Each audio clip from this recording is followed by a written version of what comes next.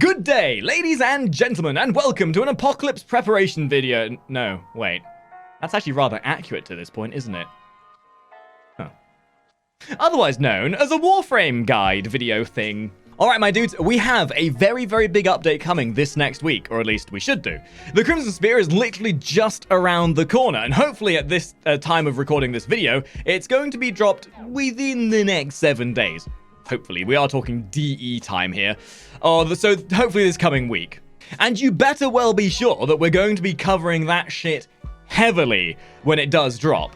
But with how this new update seems to be panning out, it might very well be one of the biggest updates we've had in a very long time, especially in regards to the connotations of gameplay loop, as well as also lots of new rewards, rehashed rewards, new enemies, new playstyles, and the like. So, to be our prepared little eager beaver selves, we're going to take the opportunity now, in this video, to take a look and speculate via the footage that we've seen already as to what this new game mode will entail for us, and to hopefully inform those who may have been away for a while what they might be getting into when the actual thing does drop, in regards to what we're expecting gameplay-wise, things that we can look towards and be excited for, and maybe some speculations as to where this may be leading in the future as well. So, sit back, relax, put your shoes on the desk, and yeah, video. So, from what we know already, which has been delightfully divulged from a mixture of dev streams, forum posts, and deep dives from other streamers, there are a few things we know already. Number 1, the Crimson Spear is a game mode that will likely be open to most players and will likely have a low entry requirement in terms of your quest progression, likely only requiring to have completed the War Within to take part in, which hopefully means we will be able to see far more players jumping into this right off the bat, unlike Railjack. And in terms of those requirements, it will likely be similar to that of Railjack, where if you host a mission, you'll probably need your own Railjack, but that shouldn't stop you joining somebody else's mission that's already in process or as a crew member. The Crimson Spear itself, narratively speaking, is set to be debuted at the beginning of the new war, which sets us up with an invasion of angry sentient douchebags invading our private sectors wanting to steal our lunch money.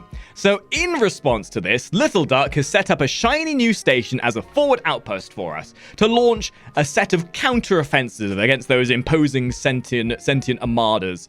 The relay will likely be with the Railjack mission selection. However, this has not been confirmed, and it might even just be a normal relay that we get in our normal star chart. Either way, regardless of where the relay is actually positioned, the relay is the base of operations and will, unlike most other relays, actually serve a purpose.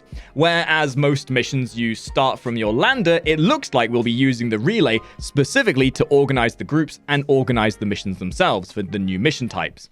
And that would be due to the unique dynamic nature of this new event. And that new event is 8-man content, guys. The new game mode is technically 8-man content. Oh my god. Well, I mean, unfortunately, it's not the comeback of raids that we've all been hoping for. No. Instead, this new game mode dick teases us by thinking it's 8-man content, when in reality, it's 2 separate teams of 4.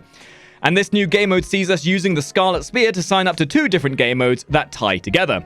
You will get an option to sign up to either a ground assault or a sentient fortress assault utilizing your Railjack. When you sign up to one, it will match you to another group of hopeful individuals looking to line their pockets with fat loot. And then once matched, you will be sent to the respective mission types to complete your objectives. Now, due to the demonstration we've seen from the dev stream, we can have some idea already as to how this game mode is going to pan out and break down. But until it drops fully, we can't give certainties, so everything we're going into now is speculation and idealization. But in short, the ground assault will be dealing with giant sentient drop pods that look like my mother after a hen night, which are trying to flash their titties at us. Well, it really is like my mother after a hen night. I love you, Mum! I love you, really! Don't hate me! Yes, giant sentient anomalies that are flashing their titties at us. Lovely. You will be sent to an existing tile set around the star chart, and rather than having a normal mission, you'll be chasing after those giant sentient tower thingamabobs that land within said mission. Once found, your job is to fight off the evil sentient fortresses of doom that spawn, and wait for the sentient fortress crew using the Railjack to do their thing inside the sentient fortress itself. So in short, for the ground crew, you will kill sentients. Shocker. You wait for the giant sentient flasher to expose its core, shoot the core, and that then affects something within the sentient fortress from what we've seen. And then then the crew on the sentient fortress will need to do something to allow you to progress. So for the ground crew, you would want to build for something akin to a mobile defense and interception setup, utilizing some crowd controls and high base damage weapons so that you can manage the bigger sentient targets. The giant sentients seem to have very high mitigation, so bringing a frame that can buff very highly, such as a Chroma or a Rhino, with a big chunky single shot weapon like a Rubico or a Lanka will likely be one of your best options here. You can kind of treat the giant sentient flashers as eidolons, if you will. Especially as this game mode is going to be one that can run infinitely and scale infinitely based on how long you do it for, similar to a survival or defense mission. You'll want to try and play for the long run unless you plan on just doing shorter cycles, but we'll talk more about that in a little bit. And for those in the Sentient Fortress, having some optimization of fighting sentients will come in handy because you're in the Sentient Fortress. So go figure, there's a lot of sentience. Good amps and crowd control won't go amiss here, and the objective itself in the Sentient Fortress seems moderately straightforward, and would ask you to find nodes and defend and hack them to make sure that you can then interact with the ground crew.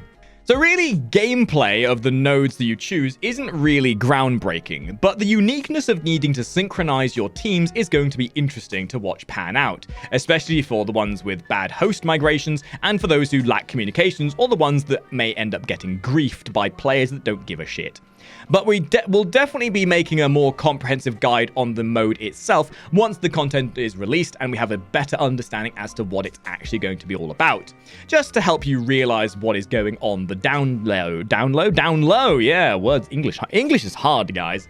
The last thing to mention is that there are some decent rewards as well by the looks of it, and they have taken a lot of existing arcanes from other content and they're going to try and make it easier than ever to get a hold of them. And they have also then added a couple new rewards in the likes of a stance form and some other interesting new rewards as well, which we got the glance at through the dev stream.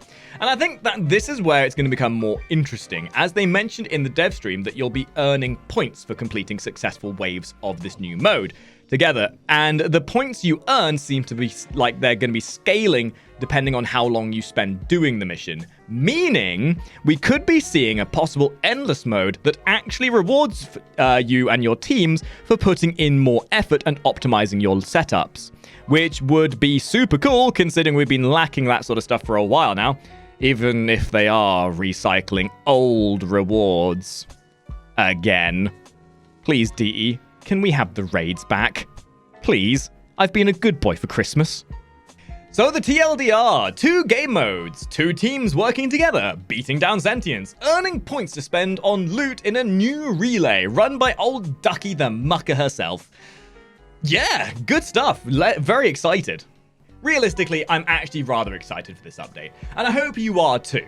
It seems like DE are really trying to prep us for what is to come with the new war quest chain that should be out sometime this year. Possibly. Maybe. This is DE we're talking about. We've been DE-laying this for quite some time as it is.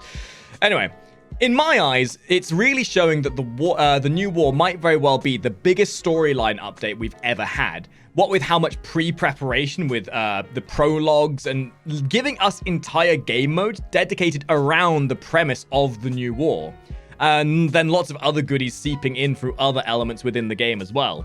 I'm thinking this might very well be our biggest update. And I don't know what you guys think about this, but I'd love to get your thoughts on it. So if you want to leave a comment as to what you think might be going on here, do leave a comment down below. Because if you think about it, there's a lot possibly coming for Warframe. The Deviri Paradox is off in the distance somewhere, which is going to be kind of the start of our new chapter in Warframe. So that's kind of a different thing, I suppose, maybe. I mean, we still don't know. We don't know anything about that yet. But with what's coming soon, I'm hoping this gives us a lot more to do in the game. I really do, because this seems like it could have a great deal of possibilities to it.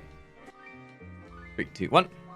So again, guys, what do you think? Let me know down below. Make sure you leave a comment if you would like this video. If you want to come and join us, there'll be links to my Twitter and Twitch down below. We do record these videos while streaming, so if you feel like being part of the audience or maybe even taking part in the videos themselves, you are welcome to join us. We stream every day with Warframe and then some other stuff as well, but Warframe is always our focus with the element of positivity, goodwill, and good stuff to be done. So leave a like, share the video, subscribe, tell your friends and family about what we do here, and we'll hopefully see all of you top hatters in the next video. Ta-ra!